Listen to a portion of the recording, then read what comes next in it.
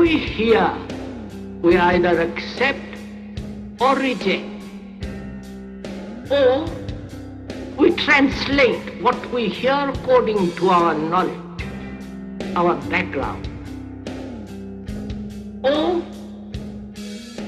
we compare what is being said to what is already known, or we oppose one idea by another. All these characteristics of hearing denies the act of listening. When one listens, there is no comparison, there is no acceptance or rejection. That very act of listening brings about a total attention in which you see the totality and the whole significance and structure of what is being said. The quality of listening is attention. And when you attend totally, with your whole mind, with your heart, with your nerves, with your eyes and ears completely, intensely listen, and you give your whole attention to something, that is when you are completely listening. In that state of attention, there is the act of listening. And that act of listening puts away anything that is not true. You listen to the totality of the thing. When you attend, there is no borders of inattention. And that act of listening is really a miracle. Perhaps it's the greatest miracle. When one can listen totally, without any defense, without any barrier. Then one can look. Then one can listen. Look, sir, if I want to understand what you are saying,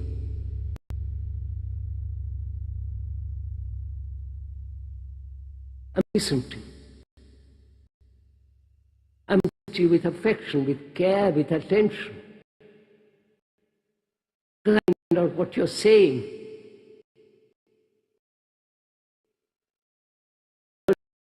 This before, something new which is impossible, you're not listening.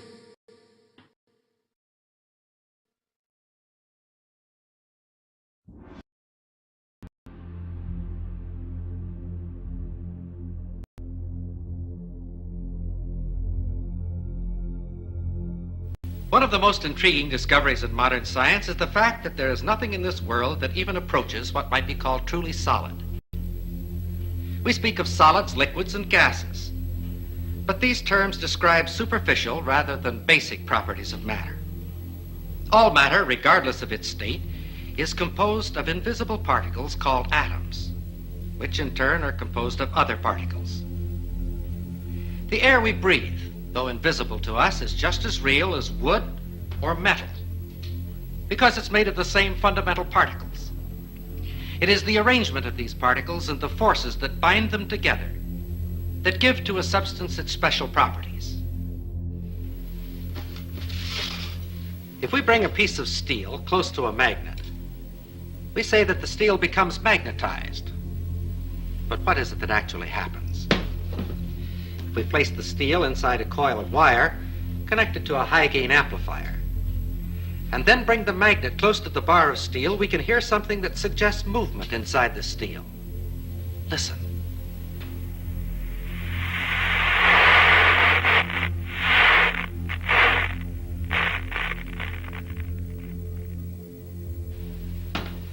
We think of a piece of steel as being solid, and according to our definition, it is a solid. But the popular concept of what makes a solid is certainly a false one. This piece of steel and any so-called solid substance on this earth is almost entirely empty space. If we could eliminate the empty space in this piece of steel, all that would remain would be a tiny bit of matter, so small as to be invisible even with a high-power microscope. This concept of almost unlimited empty space within matter is comparatively new, but it is the very cornerstone of our knowledge in this atomic age. Atoms are not solid. Instead, they are tiny solar systems composed of infinitely small particles revolving at tremendous speeds and bound together by enormous forces. And like our solar system, atoms are almost entirely empty space. For the moment, let's forget the forces within the atom. Thinking only of the particles and the empty space around them, science knows no reason why I couldn't take this so-called solid steel bottle and just throw it right on through that wall. Except this, we've tried it and it hasn't worked. If I were to attempt to run through that wall right now, all I'd get for my trouble would be a good-sized lump on the head. But that which would prevent my body passing through the wall would not be a collision of particles, but rather a collision of forces, the same forces that make an atom bomb. And if it were not for these forces, my body could go freely back and forth through that wall just as though it were not there. It is within the realm of scientific possibility that there could be two worlds coexistent, occupying the same part of space at the same moment of time, each world just as real as the other, with its mountains, valleys, rivers, trees, and people.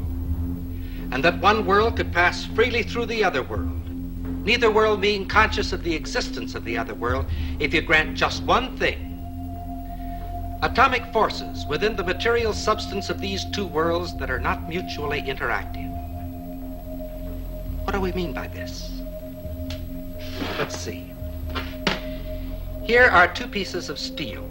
Their appearance is quite similar, but a magnet will reveal a basic internal difference between the two pieces. This one, of course, is picked up, but this one is unaffected. This piece of steel is non-magnetic, stainless steel. Of course, we all know that other metals, such as brass or aluminum, are not affected by the magnet. But a ring made of aluminum is something else. It can be suspended in air by the electromagnetic force of what is actually a transformer.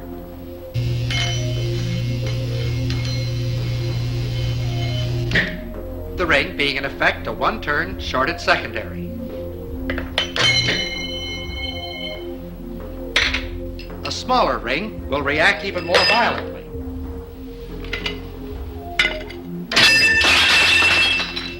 Here is another ring. This one made of a material we say is non-conductive. And it is completely unaffected. Here is another example. Several thousand watts of power were involved in that spark. If we replace the spark gap with a copper coil, the same power now flows through the coil. It's invisible, has no effect on many substances, but it can generate a lot of heat. Wood, paper, things that we think of as being quite inflammable are not affected at all. However, a piece of steel wool bursts into flame instantly.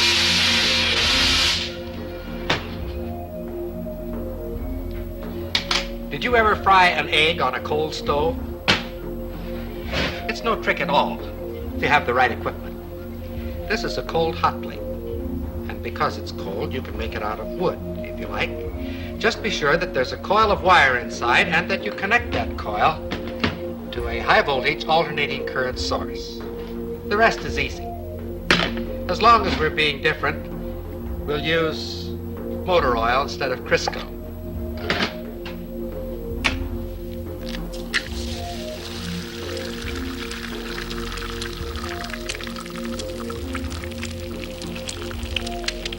The egg fries very quickly, but the stove remains perfectly cold. In fact, if you wish to keep it handy, you can fry your egg on the morning newspaper. With a gadget like this, you can get up in the morning, sit on the stove, read the morning newspaper, and fry the eggs in your lap. Another example of the fact that physical forces can be quite selective in their effect. All of the examples which we have cited thus far have been in the physical realm, and of course have been limited by that fact. We can, however, cite examples that transcend the purely physical and clearly demonstrate the reality of these two worlds.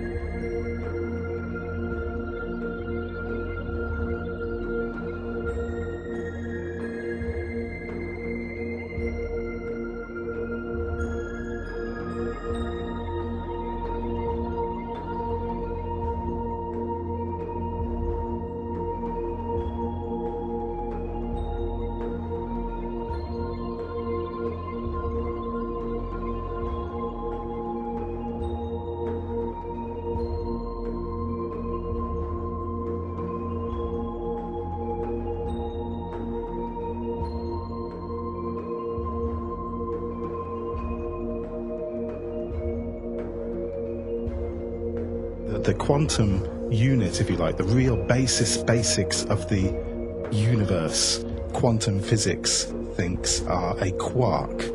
Okay? Right. A quark, a single unit, a single nothing. A quark is made up of two units which vibrate. Yes. Okay, think of our light and our sound that we were talking about earlier on. Okay? Got that. Because they vibrate, they are pure energy, pure frequency. Right. But they give the impression of being matter by creating the vibration which creates a physical response. As you know, Mother Nature uses all kinds of mathematical languages. That when we go to understand physical phenomena, we generally find that there's some sort of mathematical underpinning to whatever the phenomena is.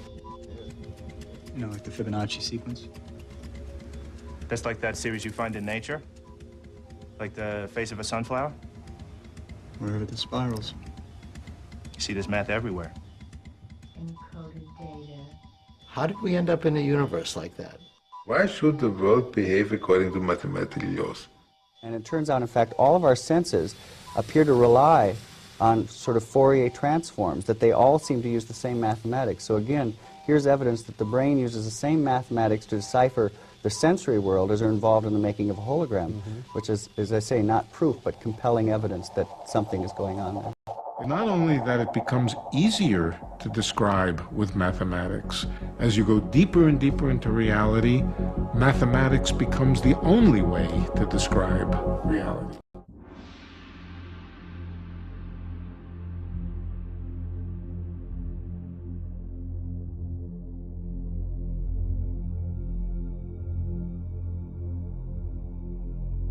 Okay, so 1, 1, 2, 3, 5, that's the beginning of the Fibonacci sequence. Next number in the sequence, what do you think? How about 8? The number after that, 13. The number after that, 21. So if you're getting those right along with me, then you've recognized the pattern that I wrote with the first few numbers in the Fibonacci sequence, which is this. It starts with a 1, the next number is a 1, then after that, to get the next number, you'll always add the two numbers that came before that. So 1 and 1 is 2, 1 and 2 is 3, 2 and 3 is 5, 3 and 5 is 8, so on and so forth. So that's recognizing the pattern that exists in the Fibonacci sequence. So it turns out that this sequence of numbers has all kinds of applications. It describes all kinds of things in the world that we see around us.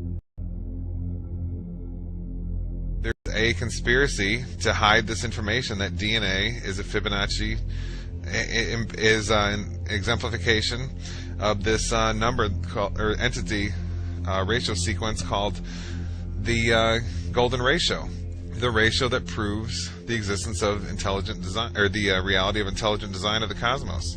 I mean, if you go to the golden ratio site for Wikipedia too on the same theme. They don't mention any of this stuff in Nature that we're going to talk about here, that we talked about on the show 2 days ago, and that we're talking about here. They talk about how it's found in architecture and math and all this kind of stuff. They don't discuss it how it's found in the measurements of the human arm. Why not?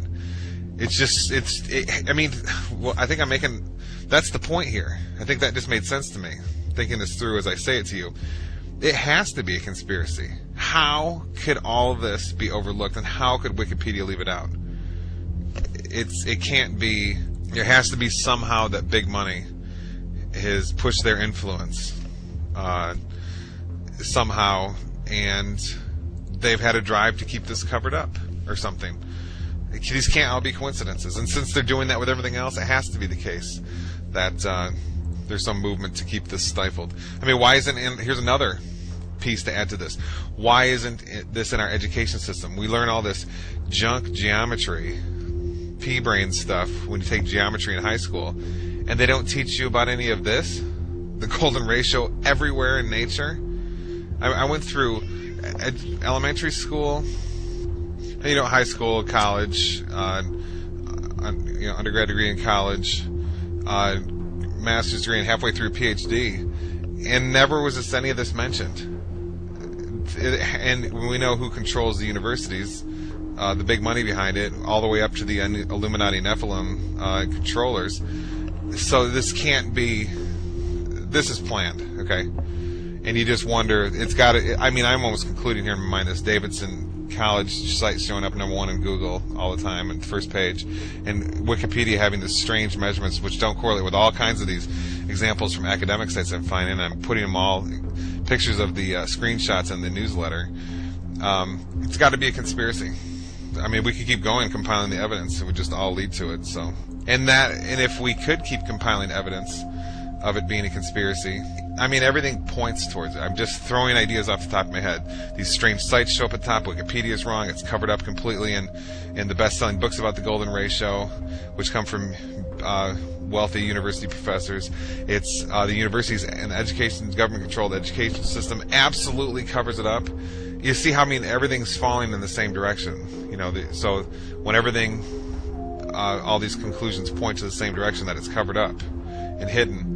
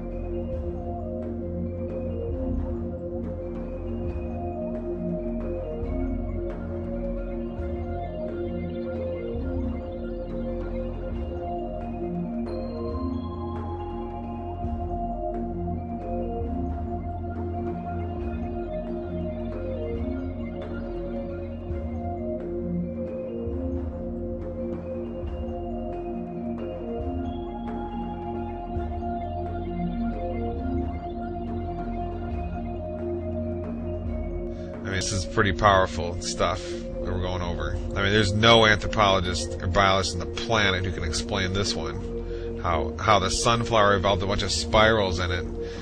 It's seed pod design, and how those spirals exactly lead to a golden ratio Fibonacci series numbers. Unbelievable. Okay, this is it. There's no question. I mean, we've all been lied to all through our undergraduate college degrees and our elementary schools and on our TVs just by them not discussing all this. I mean, you know how many examples I have here? There's so many, and they're all this powerful. Okay? And all this was hidden from us while we were in our schools learning about, what were we learning about? Plate tectonics theory.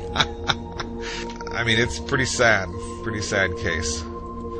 And when it's so obviously everywhere in nature, it has to be a conspiracy in the satanic New World Order Illuminati system we live in. I guess they don't want you to know this stuff, because you might realize that this reality you live in is charged with Yahweh. The architect's fingerprint is absolutely everywhere, and it's in you. You are a piece of that fingerprint. And hey, you might realize that your consciousness is also, and that there's no joke in saying you're created in God's image, and you can therefore take part in the power and creation of the intelligent designer.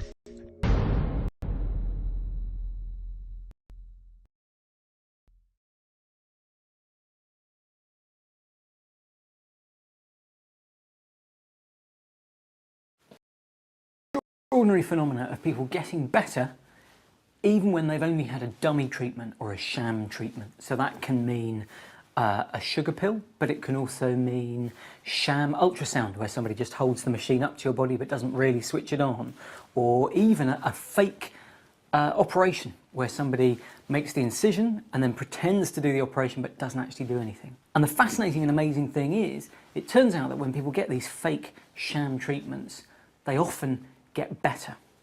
What's interesting about the placebo effect is it shows the amazing power of the mind over the body.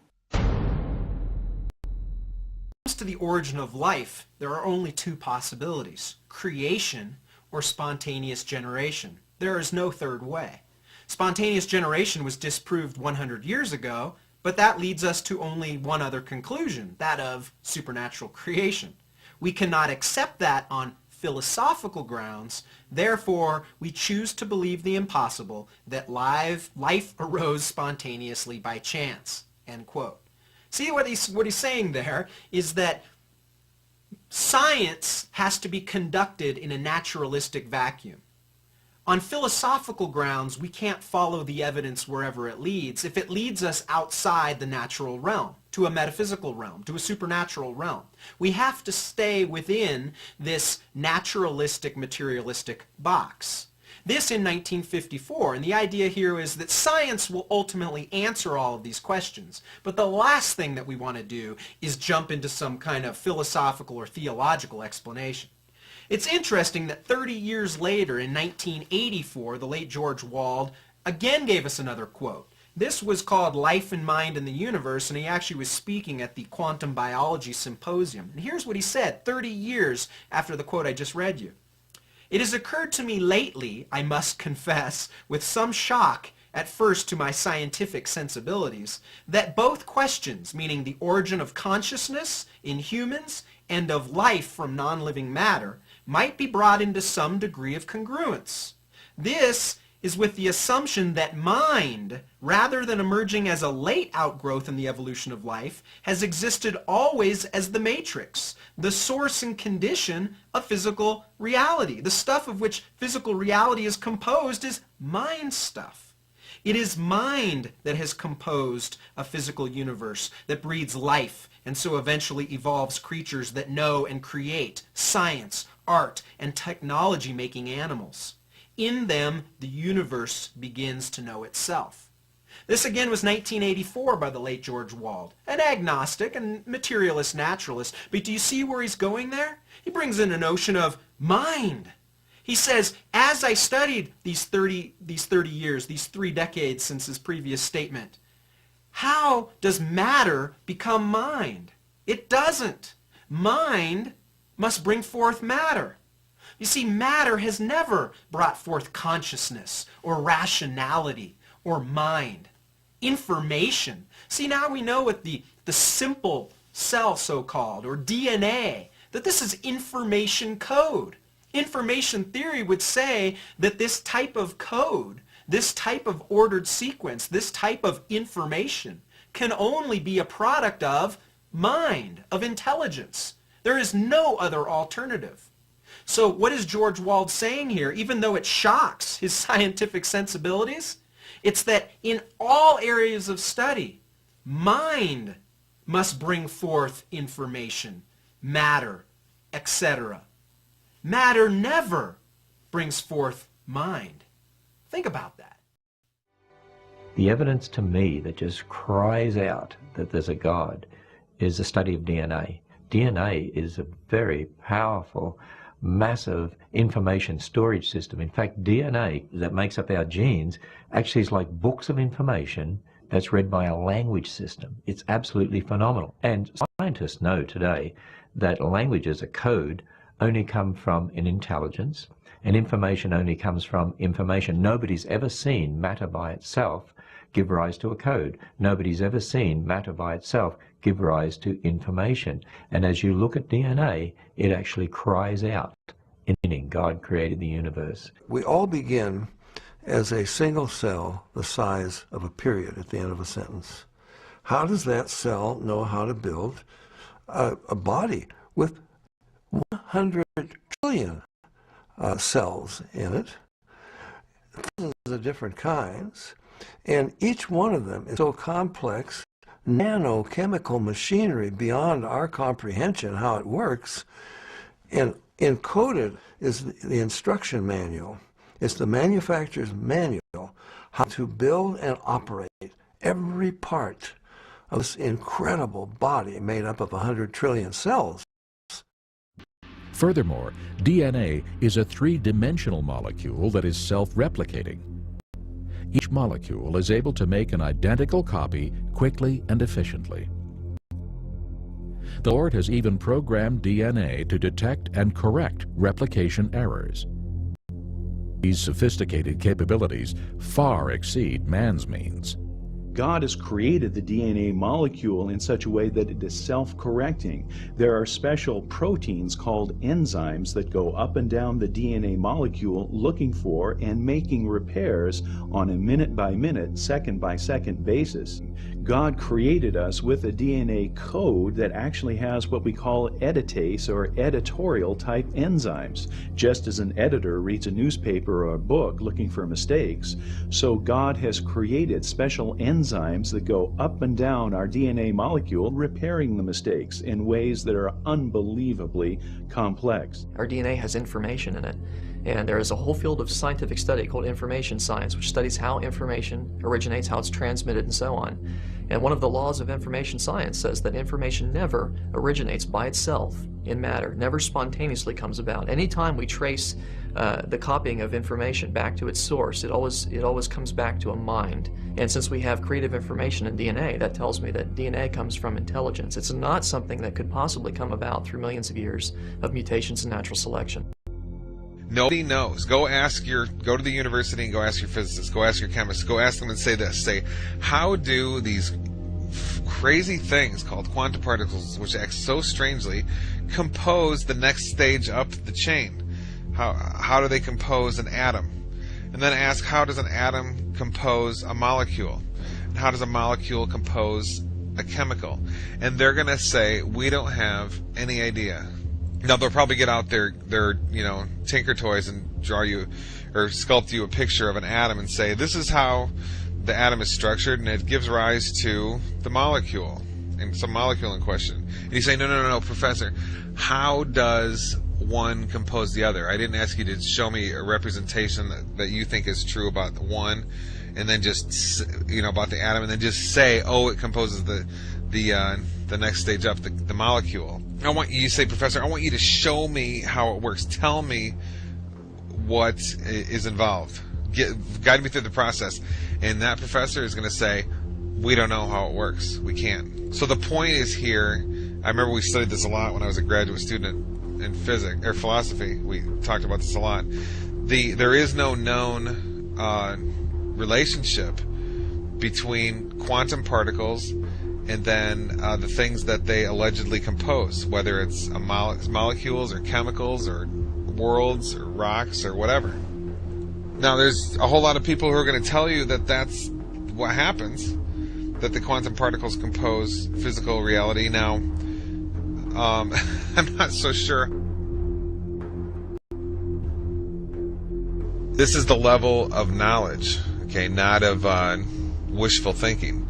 The level of knowledge is when we have empirical data and philosophical reasoning that is that sophisticated, that powerful, that ironclad, that simple, that we can say, okay, it can't be any other way. So we have to say, this is an absolute truth. This has to be a truth of things, and this can't be an illusion.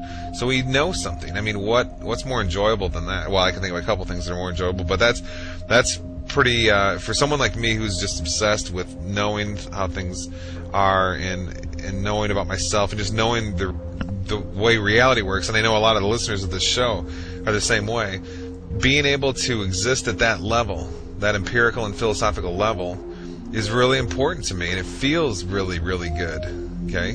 Some people don't care about stuff like this, and that's fine, just let them go, and they care about other things. Maybe they care about art, or maybe they care about television, or maybe they like Barack Obama and war, and maybe they like to be brainwashed, or who knows what.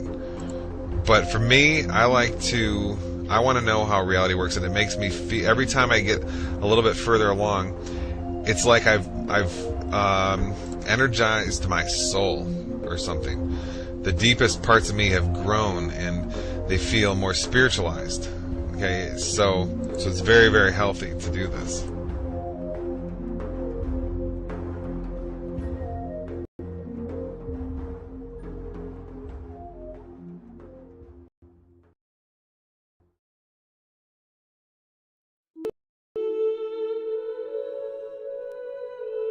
And did you believe in God? Oh, yes. Do you now believe in God? Now? Difficult to answer.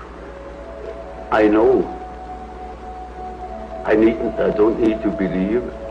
I know.